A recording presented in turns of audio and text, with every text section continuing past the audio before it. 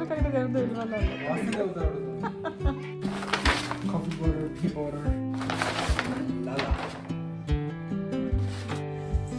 ನಮ್ಮನೆ ಮಗಂಗೆ ಸುಂದರಪ್ಪ, ನಮ್ಮನೆ ಮಗಂಗೆ ಅದೆಷ್ಟು ನಾಚಿಕೆ ಇದೆ ಅಂತಂದರೆ, ಇವಾಗ ಅಷ್ಟೇ ಸಂಜೆ ಅಂಗಡಿಗೆ ಹೋಗಿದ್ದ. ಹರ್ಷಿತ್ಗೆ ಮುಖ್ಯವಾಗಿ ಒಂದು ವಸ್ತು ಬೇಕಾಗಿತ್ತು. ಒಂದು ವಸ್ತು ಬೇಕಾಗಿತ್ತು. 2 ನಿಮಿಷ ಆಯ್ತಾ? ಹೆಂಗೋ ಆಚೆ ಹೋಗಿದ್ಯಾ, ಹೋಗಿ ತಗೊಂಬ ಹರ್ಷು ಅಂತ ಹೇಳ್ದೆ. ಏನಪ್ಪ ಅಂದ್ರೆ ಅವ್ರಿಗೆ ಬೇಕಾಗಿತ್ತು. ಹೇಳ ನೀವೇ ಹಾಗಾದ್ರೆ. ಅಂಡರ್ ಗಾರ್ಮೆಂಟ್ಸ್ ಬೇಕಾಗಿತ್ತಂತೆ ಆಯ್ತಾ. ಯಾರಿಗೆ, ಅವನಿಗೇನೆ ಸ್ವತಃ, ಬೇರೆ ಯಾರಿಗೂ ಅಲ್ಲ. ಹೋಗ್ಬಿಟ್ಟು ಸೈಟ್ ಅಂಗಡಿ ತಗೊಂಬ ಅಂದ್ರೆ ನಂಗೆ ಕೇಳಕ್ ಇಷ್ಟ ಆಗಲ್ಲ ನಂಗೆ ಅಂತ ಅಂದ್ಬಿಟ್ಟು ಬಂದು ಬ್ಲಿಂಕಿಟ್ ಅಲ್ಲಿ ಅಂಡರ್ ಗಾರ್ಮೆಂಟ್ಸ್ ನ ಆರ್ಡರ್ ಮಾಡಿದ್ದಾನೆ. ಏನ್ ಕಂಫರ್ಟಬಲ್ ನೋಡಿ, ಮನೇಲಿ ಕುತ್ಕೊಂಡೆ ಏನ್ ಬೇಕೋ ಆರ್ಡರ್ ಮಾಡಬಹುದು ಅಂತ ಅಡ್ವಾಂಟೇಜ್. ಸೈಟ್ ಅಂಗಡಿಲಿ ಹೋಗ್ಬಿಟ್ಟು ಬಾರ್ಗೇನ್ ಮಾಡಿ ತಗೊಂಬರೋದು ಹೆಂಗಿದೆ. ತರಕಾರಿ, ಹಣ್ಣು, ಹಾಲು ಇದೆಲ್ಲ ಏನೋ ಎಮರ್ಜೆನ್ಸಿಗೆ ಅಂತ ಬ್ಲಿಂಕಿಟ್ ಇರೋದು. ಏನಮ್ಮ ನಾನು ಫೋನ್ ಮಾಡಿದಾಗ ಹೇಳಿದ್ರೆ ನಂಗೆ ಇಷ್ಟ ಇಲ್ಲ ಹೋಗಿ ಕೇಳಕ್ಕೆ ಅಂತ. ಯಾರಿಗೆ? ಅವನು ಅಂಡರ್ವೇರ್ ಅವ್ನು ಕೇಳಿ ಇಸ್ಕೊಂಬರಕ್ಕೆ ಇಷ್ಟ ಇಲ್ವಾ? ಹಿಂಗೆ ಹುಡುಗರು ಹಿಂಗಾದ್ರೆ. ಬ್ಲಿಂಕಿಟ್ ಇರೋದು ಏನಕ್ಕೋಸ್ಕರ? ಇಷ್ಟೊಂದು ಸೋಂಬೇರಿತನ ಆಗ್ಬಿಟ್ರೆ ಕಷ್ಟ. ಸೋಂಬೇರಿತನ ಅಲ್ಲ ಆಯ್ತದು. ಇಲ್ಲಿ ನೋಡಿ,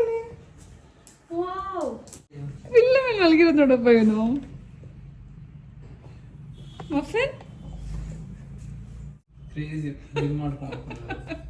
ಅವನಿಗೆ ಏನಾರು ಹಂಗಿರ್ಬೇಕು, ತಲೆಗೆ, ಬಾಡಿ ಕೆಳಗಡೆಗೆ. ಇದೇನು ಬೆಲ್ಟ್ ಹಾಕ್ಬಿಟ್ಟಿದೆ ಅವನಿಗೆ. ಇದು ಇವತ್ತು ನಮ್ಮನೆಯ ಮಗನ ಕತೆ. ಇದು ಬ್ಲಿಂಕಿಟಲ್ಲಿ ಅಂಡರ್ ಗಾರ್ಮೆಂಟ್ಸ್ ಆರ್ಡರ್ ಮಾಡೋದು. ಇನ್ನೂ ಬೇರೆ ಕಡೆಯಿಂದ ಬರ್ತಾ ಇದೆ, ಅದಕ್ಕೋಸ್ಕರ ಬಂದಿಲ್ಲ. ಅದೇ ಸೇಟು ಅಂಗಡಿಯಿಂದನೇ ತೊಗೊಂಡ್ಬರ್ತಾರೆ ಅಷ್ಟೇ. ಹೌದು, ಸೇಟು ಅಂಗಡಿಗೆ ಏನೋ ಹೆಸರು ಹೋಗಿಲ್ಲ, ಅವ್ರು ಅದನ್ನ ಅಲ್ಲಿಂದ ತೊಗೊಂಬಂದು ಕೊಡ್ತಾರೆ ಅಷ್ಟೇ. ದುರಂಧರ್ ನೋಡ್ತಾ ಇದೀವಿ. ನಾ ಈಗಾಗಲೇ 2ನೇ ಸತಿ ನಾನು ನೋಡ್ತಿರೋದು. ಹರ್ಷಿತ್ ನೋಡಿಲ್ಲ, ಅವ್ನು ನೋಡ್ತಿದ್ದಾನೆ.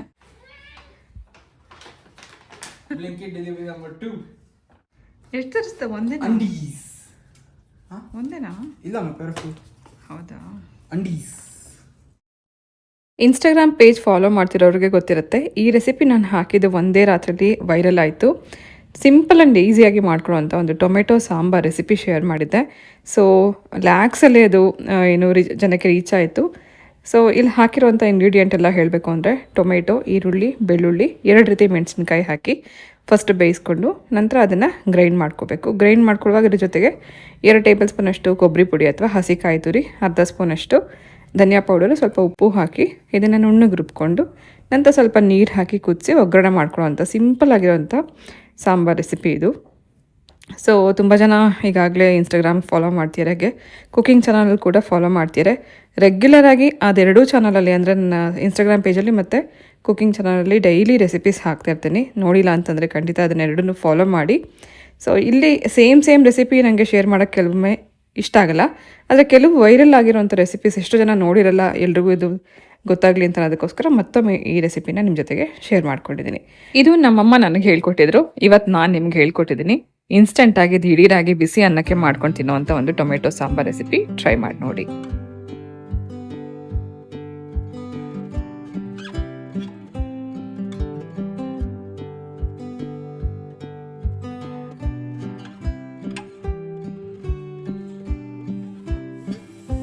Ideas, good morning, welcome to Suji's lifestyle. ಹೇಗಿದ್ದೀರಾ? ನೀವೆಲ್ಲರೂ ಚೆನ್ನಾಗಿದ್ದೀರಾ ಅಂತ ಅನ್ನೋದು ನನ್ನ ಭಾವನೆ.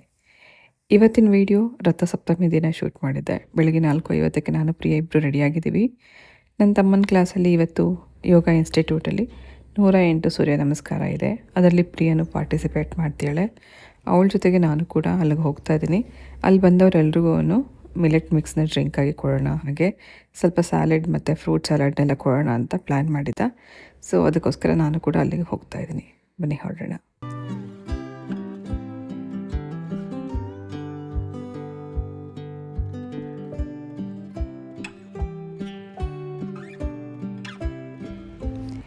ಈ ರೋಡ್ ಖಾಲಿ ಅಂತ ಕಾಣಿಸ್ತಾ ಇರೋದು ಇಷ್ಟೊತ್ತಲ್ಲಿ ಮಾತ್ರ, ಯಾಕಂದರೆ ಅಷ್ಟೇ ವೆಹಿಕಲ್ಗೂ ಓಡಾಡ್ತಿರುತ್ತೆ. ಒಂದು ಕಡೆ ಗಾಡಿ ಪಾರ್ಕ್ ಮಾಡೋಕ್ಕೂ ನಮಗೆ ಜಾಗ ಸಿಕ್ಕಲ್ಲ, ಸಿಕ್ಕಾಪಟ್ಟೆ ಗಾಡಿಗಳನ್ನ ನಿಲ್ಲಿಸಿರ್ತಾರೆ. ಬೆಂಗಳೂರಲ್ಲಿ ಕೆಲವು ರೋಡ್ ಏನಾದ್ರು ಖಾಲಿ ಕಾಣಿಸುತ್ತೆ ಅಂತಂದರೆ ಅದು ಅರ್ಲಿ ಮಾರ್ನಿಂಗಲ್ಲಿ ಮಾತ್ರ.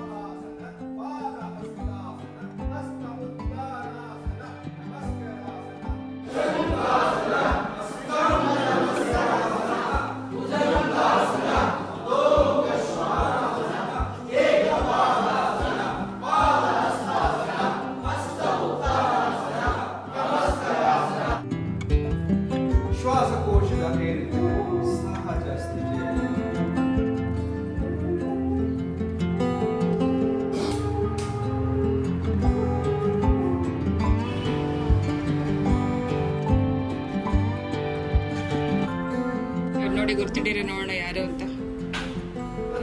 ಗಡ್ಡ ಇಲ್ದಿರೋ ಗಡ್ಡಪ್ಪ. ಸೊ ಗಡ್ಡಪ್ಪ ಅವ್ರ ಕ್ಲಾಸ್ಗೆ ಇವತ್ತು ಬಂದಿದ್ದೀವಿ, ಜೊತೆಗೆ ರಂಗನಾಥಂದು ಯೋಗ ಕ್ಲಾಸ್ ಕೂಡ ಇತ್ತು. 108 ಸೂರ್ಯ ನಮಸ್ಕಾರ ರಥಸಪ್ತಮಿ ಪ್ರಯುಕ್ತ ಅವರಿಗೋಸ್ಕರ ಮಿಲೆಟ್ ಮಿಕ್ಸು ಮತ್ತು ಸ್ಪ್ರೌಟ್ಸ್ ಹಾಗೆ ಮಿಕ್ಸ್ಡ್ ಫ್ರೂಟ್ಸ್. ಗಡ್ಡಪ್ಪ ಯಾರು ಅಂತ ಗೊತ್ತಿರ್ಬೋದು, ಕಾಮಿಡಿ ಕೆಲಾಡಿಗಳಲ್ಲಿ ಇವರು ಪಾರ್ಟಿಸಿಪೇಟ್ ಮಾಡ್ತಾಯಿದ್ರು. ಈಗ ಇವ್ರದ್ದೇ ಒಂದು ಇನ್ಸ್ಟಿಟ್ಯೂಟ್ ಅಂತ ಮಾಡ್ಕೊಂಡಿದ್ದಾರೆ. ಇವರೆಲ್ಲ ಅವರ ಸ್ಟೂಡೆಂಟ್ಸ್, ಆ್ಯಕ್ಟಿಂಗ್ ಕಲೀಲಿಕ್ಕೆ ಬರೋರಂತು ಅಂಥವರು. ಕೆಲವರು ತುಂಬ ದೂರದಿಂದ ಬಂದವರು ಇಲ್ಲೇ ಉಳ್ಕೊಂಡಿದ್ದಾರೆ. ಸೊ ಅವರು ಕೂಡ ಇಲ್ಲಿ ಬಂದವ್ರಿಗೆಲ್ರಿಗೂ ಸ್ಪ್ರೌಟ್ಸ್ ಮತ್ತು ಫ್ರೂಟ್ಸ್ ಸಲಾಡ್ ಇದನ್ನೆಲ್ಲ ಮಾಡಿ ಕೊಡಲಿಕ್ಕೆ ಹೆಲ್ಪ್ ಮಾಡ್ತಿದ್ದಾರೆ. ಇದೇ ಇನ್ಸ್ಟಿಟ್ಯೂಟಲ್ಲಿ ಬೆಳಗ್ಗೆ ಹೊತ್ತು ರಂಗನಾಥಂದು ಯೋಗ ಆಫ್ಲೈನ್ ಕ್ಲಾಸಸ್ ಇರುತ್ತೆ. ಇವತ್ತು ಸೂರ್ಯ ನಮಸ್ಕಾರ ಮಾಡಬೇಕು ಅಂತನೋ ಒಂದು ಕಾನ್ಸೆಪ್ಟ್ ಏನು ಇಟ್ಕೊಂಡಿದ್ರು ರಥಸಪ್ತಮಿ ಪ್ರಯುಕ್ತ. 108 ಸೂರ್ಯ ನಮಸ್ಕಾರ ಎಲ್ಲರೂ ಮಾಡೋಕ್ಕಾಗುತ್ತಾ ಇಲ್ವೋ ಅಂತನೋ ಒಂದು ಡೌಟ್ ಇತ್ತು. ಪ್ರಿಯನೂ ಹೊರಡೋಕ್ಕೆ ಮುಂಚೆ ನಂಗೆ ಅಷ್ಟೊಂದು ಮಾಡೋಕ್ಕಾಗಲ್ಲ, ಎಷ್ಟಾಗುತ್ತೋ ಅಷ್ಟು ಮಾಡ್ತೀನಿ ಅಂತಲೇ ಬಂದಳು. ಬಟ್ ಇಲ್ಲಿ ಪಾರ್ಟಿಸಿಪೇಟ್ ಮಾಡಿದವ್ರು ಅಷ್ಟೂ ಜನ ಮುಖದಲ್ಲಿ ಯಾರಿಗೂ ಕೂಡ ನಂಗೆ ಆಗಲ್ಲ ಅಂತ ಕೂತ್ಕೊಂಡವರೇ ಇಲ್ಲ, ಎಲ್ಲರೂ ಪೂರ್ತಿಯಾಗಿ ಕಂಪ್ಲೀಟ್ ಮಾಡಿದ್ರು. ಬೇರೆ ಟೈಮಲ್ಲಿ 10 ಸೂರ್ಯ ನಮಸ್ಕಾರ ಮಾಡಿದ್ರೆ ಸುಸ್ತಾಗತ್ತೆ, ಬಟ್ ಇವತ್ತು ಯಾರದೇ ಮುಖದಲ್ಲೂ ಆ ಸುಸ್ತು ಕಾಣಿಸ್ಲಿಲ್ಲ. ಎಲ್ಲರೂ ತುಂಬ ಎನರ್ಜೆಟಿಕ್ ಆಗಿ 108 ಸೂರ್ಯ ನಮಸ್ಕಾರ ಮುಗಿಸಿದ್ರು. ನೋಡೋಕ್ಕೆ ತುಂಬ ಚೆನ್ನಾಗಿತ್ತು. ನಾನು ಬೆಳಿಗ್ಗೆ ಎದ್ದಾಗ 108 ಸೂರ್ಯ ನಮಸ್ಕಾರ ಮಾಡಬೇಕು ಅಂದಾಗ I was so much in doubt. ನಂಗೆ ಗೊತ್ತೂ ಇರಲಿಲ್ಲ ನಾನು ಮಾಡ್ತೀನಿ ಅಂತ.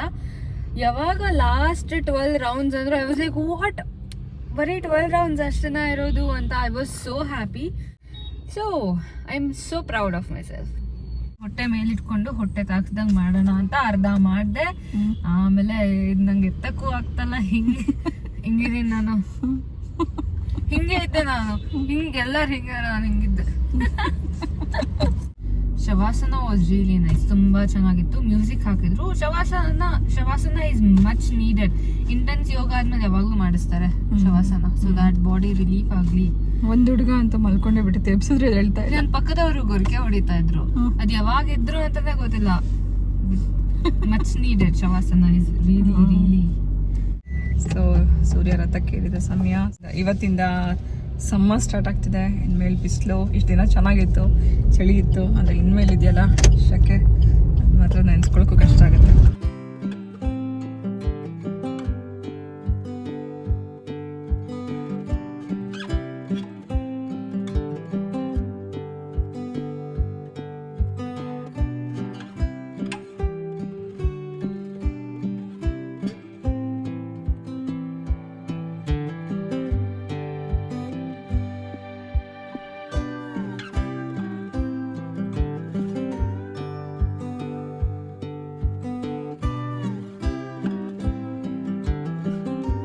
ಈ ರೆಸಿಪಿ ಎಷ್ಟು ಜನಕ್ಕೆ ಗೊತ್ತಿದೆಯೋ ಗೊತ್ತಿಲ್ವೋ ಗೊತ್ತಿಲ್ಲ, ಆದರೆ ನಾವು ತುಂಬ ವರ್ಷಗಳಿಂದ ಇದನ್ನು ಮಾಡ್ಕೊಂಡು ತಿಂತಾಯಿದ್ದೀವಿ.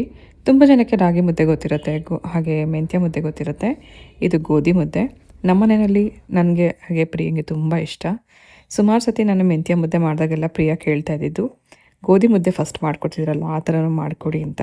ಇದಕ್ಕೆ ಬೇಕಾಗಿರೋದು ಕೆಲವು ಇಂಗ್ರೀಡಿಯೆಂಟ್. ಅದು ಗೋಧಿ ಹಿಟ್ಟು ಮತ್ತು ಬೆಲ್ಲ ನಮಗೆ ರುಚಿಗೆ ಎಷ್ಟು ಬೇಕು ಅಂತ ನೋಡಿಕೊಂಡು ಹಾಕ್ಕೋಬೋದು. ನಾನಿಲ್ಲಿ ಅರ್ಧ ಉಂಡೆಯಷ್ಟು ಬೆಲ್ಲನ 2 ಗ್ಲಾಸ್ ನೀರಲ್ಲಿ ಕರಗಿಸ್ಕೊಂಡ ನಂತರ ಅದಕ್ಕೆ ಹಿಡಿಸೋ ಅಷ್ಟು ಗೋಧಿ ಹಿಟ್ಟು ಹಾಕಿ ಚೆನ್ನಾಗಿ ಇದನ್ನು ಬೇಯಿಸ್ಕೊಂಡಿದ್ದೀನಿ. ಇದು ಬೆಂದಿರೋದು ಹೇಗೆ ಗೊತ್ತಾಗುತ್ತೆ ಅಂದರೆ, ಕೈ ಒದ್ದೆ ಮಾಡಿಕೊಂಡು ಹೀಗೆ ಉಂಡೆ ತೊಗೊಂಡು ನೋಡಿದಾಗ ಅಂಟಲ್ಲ. ಚೆನ್ನಾಗಿ ಬೆಂದಿದೆ ಅಂತಂದರೆ ಅದು ತಳ ಬಿಟ್ಟು ಬರುತ್ತೆ, ಅಂದರೆ ಬಾಣಲಿ ಬಿಟ್ಟು ಬರುತ್ತೆ. ಹಾಗೆ ಕೈಗೆ ಅಂಟ್ತಾ ಇಲ್ಲ ಅಂದರೆ ಇದು ಬೆಂದಿದೆ ಅಂತ. ಇದನ್ನು ಗೋಧಿ ಸಿಹಿ ಮುದ್ದೆ ಥರ ಮಾಡ್ಕೊಂಡು ತಿನ್ಬೋದು. ತುಂಬ ಜನಕ್ಕೆ ಮೆಂತ್ಯ ಮುದ್ದೆ ಗೊತ್ತಿರುತ್ತೆ. ಮೆಂತ್ಯ ಮುದ್ದೆ ಮಾಡೋ ರೀತಿ ಕೂಡ ನಾನು ತೋರಿಸಿದ್ದೀನಿ, ಆದರೂ ಕೂಡ ಕೆಲವೊಮ್ಮೆ ಮೆಸೇಜ್ ಬರ್ತಿರುತ್ತೆ ಬಿಸ್ನೆಸ್ ಫೋನ್ಗೆ. ಮೆಂತ್ಯ ಮುದ್ದೆ ಮಾಡಿದ್ದೀವಿ, ಆದರೆ ಇದನ್ನು ನುಂಗೋದ ತಿನ್ನೋದೋ ಗೊತ್ತಿಲ್ಲ ಅಂತ. ಆ್ಯಕ್ಚುಲಿ ಗೋಧಿ ಮುದ್ದೆ ಆಗಲಿ ಮೆಂತ್ಯ ಮುದ್ದೆ ಆಗಲಿ ಈ ರೀತಿ ತುಪ್ಪದಲ್ಲಿ ಹೊರಳಿಸ್ಕೊಂಡು ಅಗದು ತಿನ್ನಬೇಕು. ರಾಗಿ ಮುದ್ದೆಗೂ ಗೋಧಿ ಮುದ್ದೆಗೂ ಸ್ವಲ್ಪ ಡಿಫ್ರೆನ್ಸ್ ಇರೋದೇನೆಂದರೆ, ರಾಗಿ ಮುದ್ದೆ ನುಂಗಬೇಕು, ಇದನ್ನು ಅಗದು ತಿನ್ನಬೇಕು. ಇದನ್ನು ತುಪ್ಪದಲ್ಲಿ ತಿಂದಾಗಲೇ ರುಚಿ ಜಾಸ್ತಿ. ನಮ್ಮ ಮನೇಲಿ ಇವತ್ತು ಎಲ್ರಿಗೂ ಕೂಡ ಇದನ್ನೇ ಬ್ರೇಕ್ಫಾಸ್ಟ್ಗೆ ಮಾಡಿಕೊಟ್ಟಿದ್ದೆ. ಇದು ಮೆಂತ್ಯ ಮುದ್ದೆ ಅಲ್ಲ, ಗೋಧಿ ಮುದ್ದೆ. ಯೂಶಲಿ ಪ್ರಿಯಂಗೆ ಈ ಥರ ತುಂಬ ಇಷ್ಟ. ಆಮೇಲೆ ಇವತ್ತು ಎಲ್ಲರಿಗೂ ಮಾಡಿದ್ವಿ. ಹೌದಾ? ಇವತ್ತೆಲ್ಲರಿಗೂ ಬ್ರೇಕ್ಫಾಸ್ಟ್ ಇದೆ ಗೋಧಿ ಮುದ್ದೆ. ಯೂಶಲಿ ಮೆಂತ್ಯ ಉದ್ದಿನಕಾಳು ಎಲ್ಲ ಹಾಕಿ ಮಾಡ್ತಿದ್ದೆ, ಅದು ಬರೀ ಗೋಧಿ ಹಿಟ್ಟು ಮತ್ತು ಬೆಲ್ಲ. ಪ್ರಿಯ ಅವಾಗ ಮಾಡಿಸ್ಕೊಂಡು ತಿಂತಾಯಿದ್ದಿದ್ದು ರೆಸಿಪಿ. ಇವತ್ತು ನೆನ್ನೆ ಏನೋ ನೆನಪಾಗ್ಬಿಟ್ಟು ಮಾಡಿಕೊಡಿ ಅಂತ ಹೇಳಿ ಇವತ್ತು ಬೆಳಗ್ಗೆ ಬ್ರೇಕ್ಫಾಸ್ಟ್ಗೆ ಇದು ಮಾಡಿಸ್ಕೊಂಡಿದ್ದೆ. ಚೆನ್ನಾಗಿದೆಯಾ? ಇದು ಕೂಡ ಮತ್ತೊಂದು ನನ್ನ ಇನ್ಸ್ಟಾಗ್ರಾಮ್ ಪೇಜಲ್ಲಿ ವೈರಲ್ ಆಗಿರುವಂಥ ರೆಸಿಪಿ. ಇತ್ತೀಚೆಗೆ ಸುಮಾರು ರೆಸಿಪೀಸ್ ನಂದು ವೈರಲ್ ಆಗ್ತಿದೆ, ತುಂಬ ಜನಕ್ಕೆ ರೀಚ್ ಆಗ್ತಿದೆ. ಯಾರೆಲ್ಲ ನನ್ನ ರೆಸಿಪೀಸ್ನ ಟ್ರೈ ಮಾಡ್ತಿದ್ದೀರಾ ಅದೆಲ್ಲರಿಗೂ ಕೂಡ ಥ್ಯಾಂಕ್ ಯು ಹೇಳೋಕ್ಕೆ ಇಷ್ಟಪಡ್ತೀನಿ. ಸ್ನೂಫಿಗೆಲ್ಲ ಇಷ್ಟ.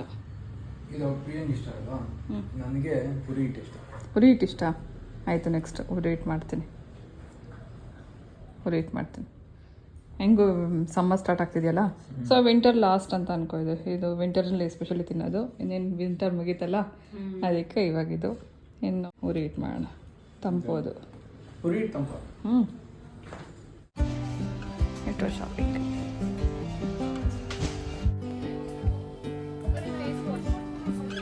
ಅವನಿಗಾದು ಹರ್ಷುಗ sunscreen. I love this company. Balancing work, life, family ಒಟ್ಟಿಗೆ ಎಲ್ಲನೂ ಮ್ಯಾನೇಜ್ ಮಾಡೋದು ಸ್ವಲ್ಪ ಕಷ್ಟನೇ.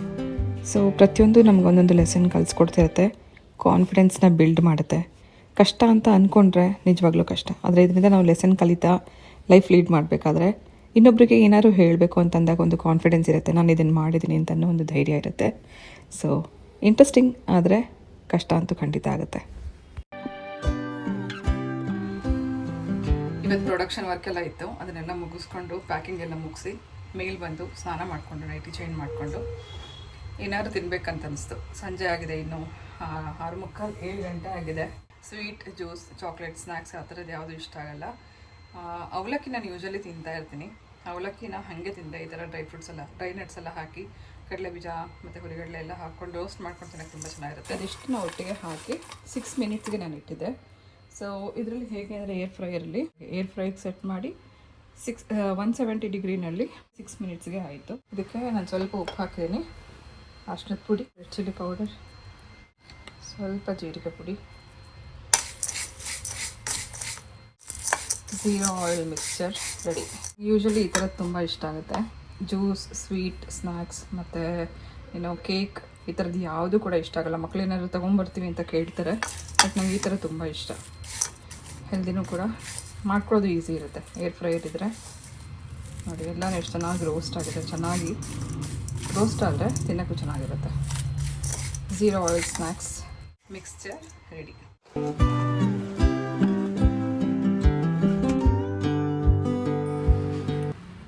ಮುಂಚೆ ಎಲ್ಲ ಮಗು ನಾಮಕರಣ ಅಂದಾಗ ಈ ಥರ ಬೌಲ್ನ ಮಗುಗೆ ಅಂತ ಕೊಡೋರು ಗಿಫ್ಟಾಗಿ. ಏನಕ್ಕೆ ಅಂದರೆ ಮಗುಗೆ ಅನ್ನ ತಿನ್ಸೋಕ್ಕೆ ಅಂತ. ಮುಂಚೆ ಎಲ್ಲ ಹಾಗೆ ಕೊಡ್ತಾಯಿದ್ರು. ನಾಮಕರಣ ಅಂದರೆ ಸಾಕು, ಒಂದು ಗ್ಲಾಸ್ ಕೊಡೋರು, ಇಲ್ಲ ಅಂದರೆ ಈ ಥರ ಬೌಲ್ ಕೊಡ್ತಾಯಿದ್ರು ತುಪ್ಪ ಅನ್ನ ತಿನ್ಸೋಕ್ಕೆ ಅಂತ. ಇವತ್ತು ನಮ್ಮನೆ ಮಗುಗೆ ತುಪ್ಪ ಅನ್ನ ತಿನ್ಸೋಕ್ಕೆ ನಾನು ಈ ಬೌಲಲ್ಲಿ ಅನ್ನ ಕಲ್ಸ್ಕೊತಾ ಇದ್ದೀನಿ. ಬೌಲ್ ನೋಡಿದ ತಕ್ಷಣ ನಂಗೆ ಅದೇ ಜ್ಞಾಪಕ ಬಂತು, ಅದನ್ನು ನಾನು ಹೇಳಿದ್ನಪ್ಪ. ನಮ್ಮ ಟೈಮಲ್ಲಿ ಈ ಥರ ಕೊಡ್ತಾಯಿದ್ರು. ಇವಾಗೆಲ್ಲ ಬೇರೆ ಬೇರೆ ಏನೋ ಟಾಯ್ಸ್ ಎಲ್ಲ ಬಂದುಬಿಟ್ಟಿದೆ. ನಮ್ಮ ಟೈಮಲ್ಲಿ ಮಗು ನಾಮಕರಣ ಅಂದರೆ ಈ ಥರ ಬೌಲೇ ನಮಗೆ ಚೆನ್ನಾಗಿ ಸಿಗ್ತಾ ಇದ್ದಿದ್ದು ಅವಾಗೆಲ್ಲ. ನಮ್ಮ ಮನೆ ಮಗುಗೆ ಅನ್ನ ತಿನ್ಸೋಕ್ಕೆ ಬಿಸಿ ಅನ್ನದ ಜೊತೆಗೆ ತುಪ್ಪ, ಉಪ್ಪು.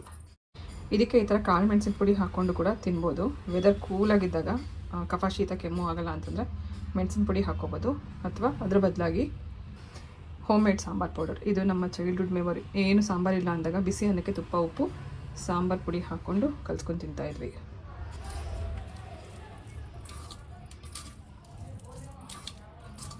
ಇದ್ರ ಮುಂದೆ ಏನು ಸಾಂಬಾರು ಬೇಡ, ಏನೋ ಬೇಡ, ಬಿಸಿ ಬಿಸಿ ಇರುತ್ತಲ್ಲ, ತುಪ್ಪದ ಫ್ಲೇವರ್ ಜೊತೆಗೆ ಸಖತ್ತಾಗಿರುತ್ತೆ.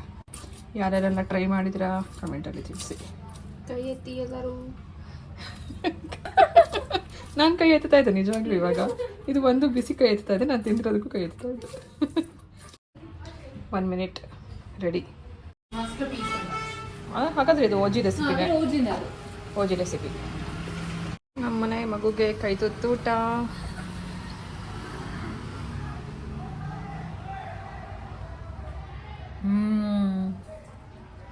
ಹೇಗಿದೆ? ಚೆನ್ನಾಗಿದೆಯಾ?